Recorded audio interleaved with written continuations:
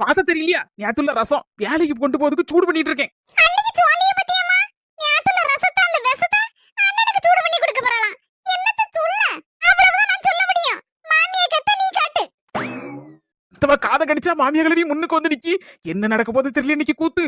நேத்துல ரசத்தெல்லாம் சூடு படுத்தாலாம் போ நீ தூர. எனக்கு என்ன சொல்ல வரேன்னா நீ ஒரு மாமியார் சொல்லுக்கு மதிப்பு கொடுங்க. அவ்வளவுதானே. எஸ்கேப்.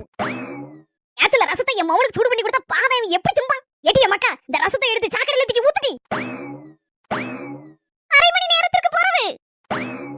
அம்மா biryani ready, chicken ready, mutton ready, மீன் ரெடி, பாயசம் ரெடி, பப்படம் ரெடி. நான் மச்ச மோன சின்னதர வாளை எல்லாம் ரெடி. அண்ணே உனக்கு தானே எல்லாம் செஞ்சிருக்கோம். தேங்க்ஸ் மாமியா கிளவி. போயிட்டாரே. இந்த மறுபடியும் டிபன் கேரியற நீ தூக்கிட்டு போற. டேய் உங்க மொபைலுக்கு லீவ் போட்டுருக்காரு. எனக்கு மட்டும் தானேன்னு சொல்லி நேத்துல ரசத்தை சூடு பண்ணி கொண்டு போயிடலாம்